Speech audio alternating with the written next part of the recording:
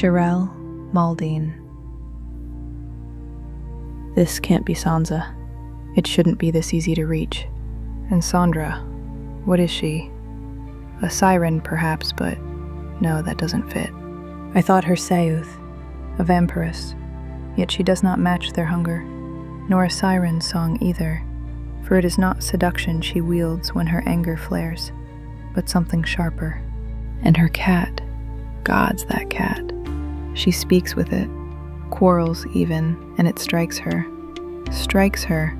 and she allows it. Worse, it bends her will.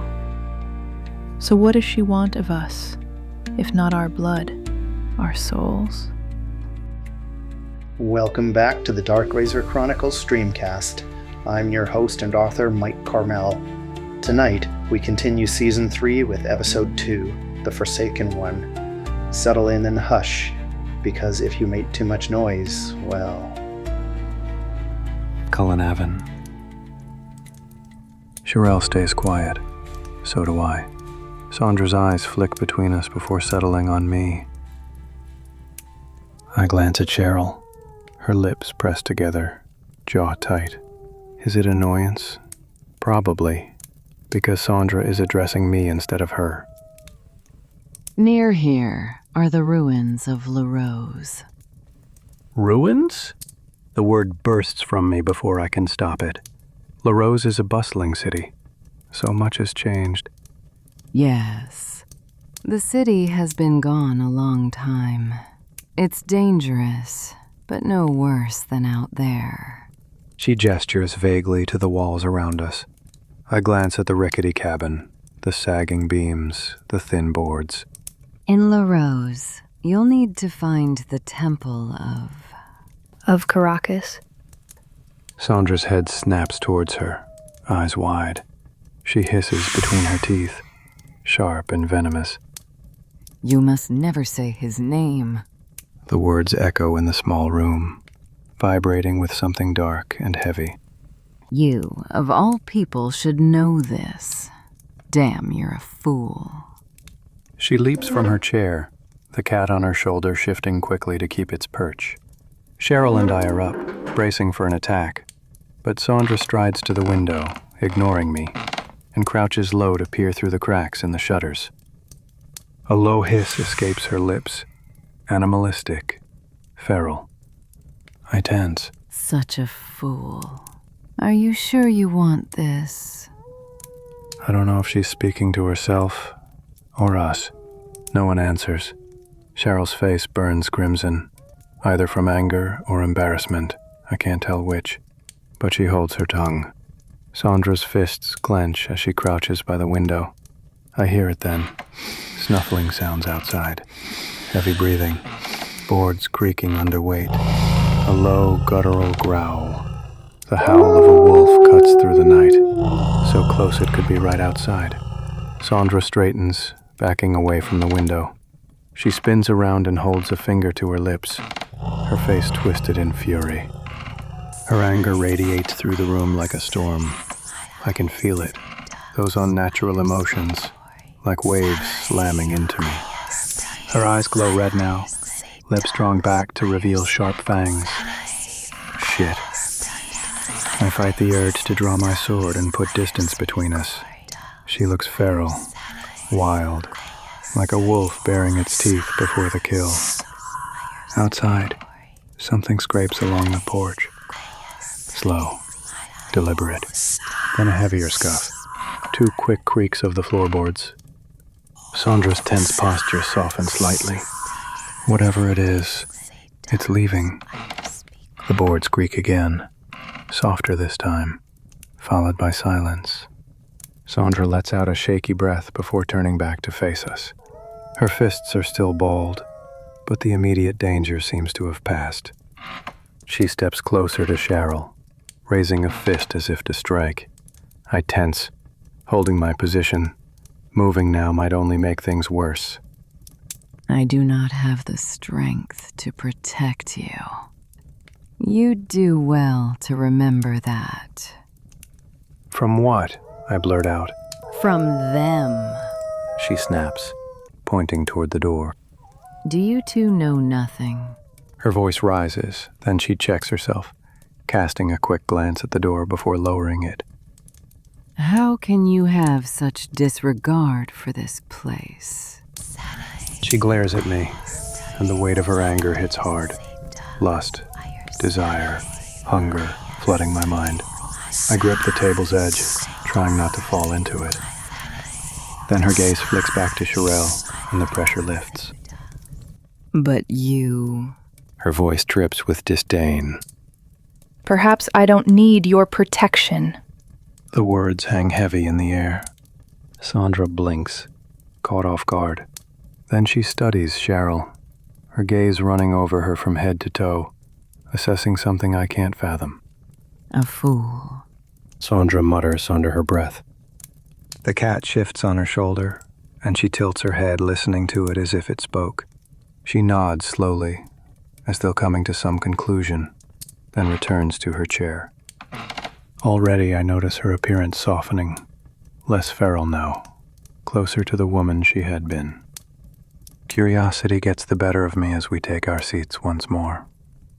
What was out there? I ask. Saundra ignores me, instead focusing back on Sharael. Never say his name.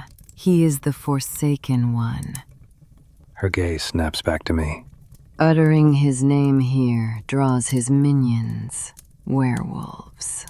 And believe me when I say, you've just halved your chances of leaving Sansa alive. I didn't realize he had that kind of hold here. No surprise. This place is his playground. It shares 3 moons. I sit forward. 3? 1 from the garden, 1 from Sansa, and 1 from Saddam. Saddam? The second Inferno. Is that not common knowledge where you come from? I stay silent. With 3 moons in the sky, his influence stretches all year round. No reprieve for his minions. But when the moons are right, when all 3 draw closest to Sansa, that's when things get truly bad. You mean they never return to human form? Once they've become, no. They stay trapped in their cursed form. The only way back to human is through death. In 9 days, the moons will reach their perigee. You must be gone. I swallow hard, then ask, how is it different when the moons align? His minions will be in a frenzy, completely mindless, stripped of instinct, of reason. They'll turn on each other, on animals, even on structures, tearing through everything, wounding or killing anything they find. They have no regard for themselves, only what they seek. We used to fear centaurs and orcs, but now, Rakahans and werewolves. Her eyes gleam with a predatory glint. They'll probably find you both. Shiver runs through me at her words.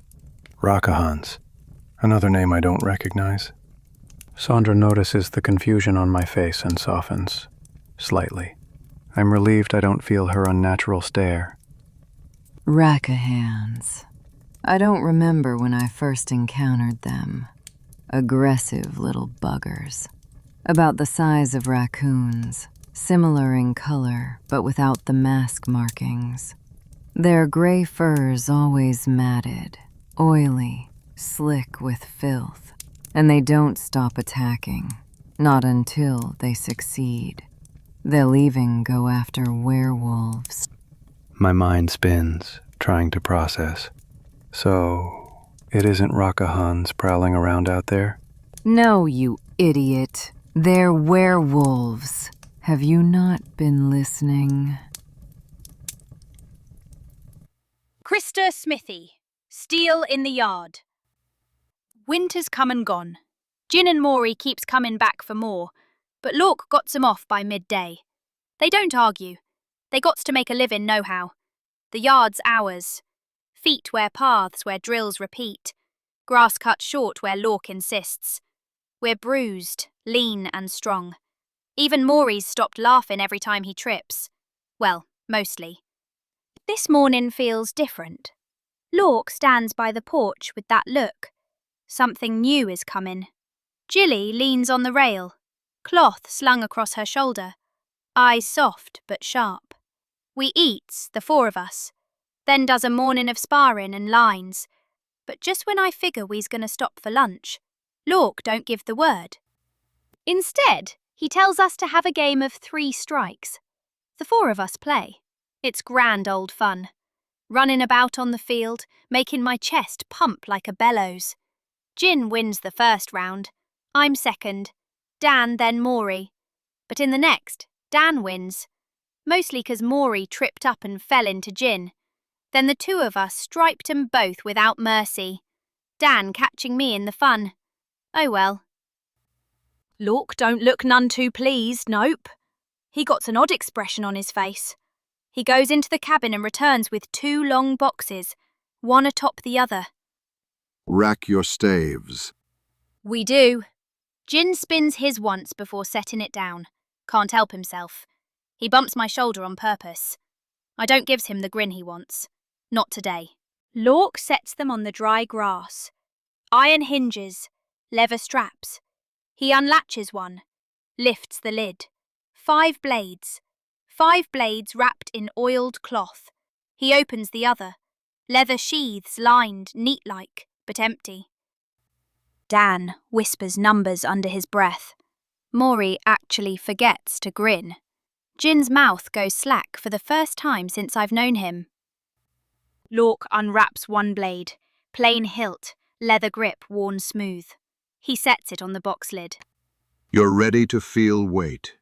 No play, no flash. Steel's honest. It tells on you. Jilly turns and heads inside. I'm not sure why. She angry? Lork lifts the sword to Dan, an arming sword. It fits him. He nods like he's just found a long-lost friend. Lork hands Maury the twin, nearly drops it till Lork steadies the point. Heavier than I thought. Maury mutters. Jin reaches for the longsword, bold as always. Lork lets him. His grin fades into something quieter, like he got nothing to say just now. I only got eyes for the rapier. Thin, delicate, a line more than a blade. Lork looks at me, then at it. My fingers close before he says nothing. It balances like it belongs. My chest knots. Breathe. It's a special blade. Going to take special training. You sure? I nod. I only got eyes for it. All right then.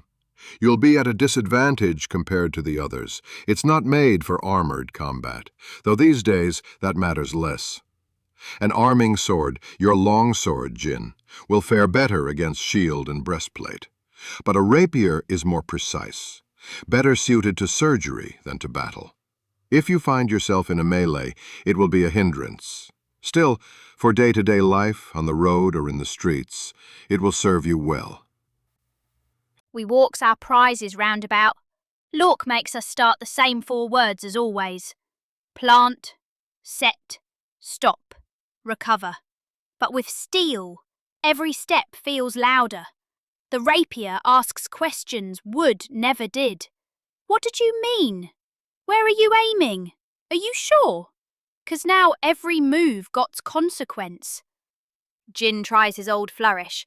The longsword yanks his wrist wide, near clips his ear. He laughs at himself, bows like a fool. Again. So we go again, slower, tighter, until the rhythm lives in our calves. Jilly returns. Dress is gone, trousers, boots and a tunic tied close, and hippin' a sword of her own. She's a looker all right. Maybe a killer too. She takes the rapier from me, steps onto the grass. Watch. She doesn't dance. She walks the 4 words Lork loves, then folds them into something alive. A slip of foot, turn of wrist. The point lands where it should. No flourish. Lork nods at her and, well, he leaves. That gots me all confused. And for a moment I ain't sure I'm paying the attention I should. She lowers the blade. Questions? Jin answers before I can. Can you show that one more time? She does. Then she puts the blade back in my hands, her voice close at my ear. Don't chase. Let trouble come. Decide its shape. Then send it away. Afternoon drill gots Jilly among us now, tapping my elbow when it drifts, nudging Dan's chin toward his point, kicking Maury's stance square. With Jin she circles once, warns him not to bully his sword. He don't gets it. So she shows him and gets a cheeky bow for a trouble. That don't sit with her none. She taps his shoulder with the flat. Either listen or fall. I ain't sure he heard, 'cause he tries to makes a move, a fancy feint toward the missus. Real steel where missus gots none. She moves like water, smooth and flowy. Takes his sword arm by the wrist, twisting like he's a bit of rope. Gots the sword out of his hand and back to the ground with a hard slap to side of his head. But a slap to mean a lesson. I knows it don't teach nothing with Jin. He don't rightly feels 'em. Still, the look on her face says more than the slap. Listen or fall. She repeats, and for once, I'm thinking he listens. Cullen, Avon. They're werewolves. Have you not been listening? I already knew this. She'd said as much, but hearing her confirm it again sends a new chill through me. Werewolves, Rakahans, centaurs, orcs, vampires. On my oath, what else is waiting for us here? I rack my brain, reaching for the scraps of lore I've heard. What kills a werewolf? Fire? Silver, magic. At least we have those. But the knowledge feels cold and flimsy against the weight of her warnings. Now, his temple in La Rose. I sit up straighter, listening. It's the tallest structure in the city. Its top pierces a thinning. Not enough to send you through to the garden, but enough for you to stand in the abyss. From there, you can summon a mid-circle demon. And if you are who you say you are, you can probably persuade it to help you back into the garden. Sharael barks a bitter laugh. You have something to say. If it's so easy, why haven't you done it? Sharael leans forward. For a moment, Saundra's expression sags, all her sharpness wilting. She exhales deeply through her nose before answering. I've tried many times, but I've been trapped here for over 600 years. 600 years. She gestures to Dagar, still perched on her shoulder. This little bastard's been my only friend for the last 200. I glance at Dagger. Suddenly I understand why she talks to the creature the way she does. 6 centuries alone. Saundra gently lifts Dagger from her shoulder. As she does, I scrutinize him more closely. He's more than a simple cat, I can see that now. His tail is long, nearly a meter, but thin as my thumb. It coils upward along his back, wrapped tightly around something. A sheath. His fur stretches taut over a sleek frame, with thick webbed membranes connecting his front and back ankles. Like the wings of a glider, furred but functional. Dagger's large, round eyes meet mine. They seem heavier now, more aware. His small mouth curls into what I swear is a grin. I don't have the strength. I've tried summoning demons before. Every attempt, a disaster. Disaster? What kind? Saundra doesn't answer. Instead, she tilts her head, studying Sharael. Tell me, have you ever performed the Uocare Demonium Habentum? Sharael hesitates. She chews at her bottom lip, debating her answer. I haven't cast it, not as a full spell. It's different when performed that way. But I know the words, I think I could do it. Though, I've never attempted a summoning like this. Not one that requires such a powerful holding. Do you think it's necessary? Do I think it's necessary? She lets out a harsh laugh. Have you ever seen a demon girl? Yes, of course. But most have been small, weak. Saundra leans forward, her words syrupy and mocking, like she's talking to a child. You will be summoning a Magnificum, a mid-circle demon. Trust me, you'll need the holding. She strokes Dagger, her sharp nails grazing his fur. The question is, can you do it? Sharael hesitates again, her confidence cracking. I don't know. I don't even know if I should listen to you. You're Syoth. I know who I am. She snarls, her voice booming through the cabin. The firelight flickers wildly as the temperature in the room drops. I am a vampiress, as you say. But I am also Daemoness Psychiasis, as I say. My stomach twists. The fire dims further, shadows dancing along the walls. Saundra's eyes flare red as she rises from her chair. Her body shifts, her form growing younger, taller, more defined. Her skin darkens, her curves sharpen, the air around her warping with heat. A wave of terror crashes over me, hot and suffocating, forcing my back to arch violently. I nearly fall from my chair, my hands clawing for purchase. Panic overtakes me. I can't breathe, can't think. Yet amidst the terror, carnal desire ignites, intense, overpowering. I squeeze my eyes shut, but it doesn't help. Her voice invades my mind, low, husky, laced with something ancient and wrong. I open my eyes, blinking rapidly, and catch glimpses. Her leathery wings unfurl behind her, talons curling from her fingertips, fangs glinting in the dying firelight. I look away, but the visions stick, clawing into my mind. I fall to my knees, helpless.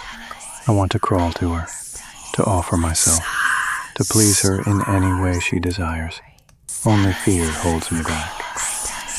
Hold your judgment, Sharael. You have no right to speak to me in such a manner.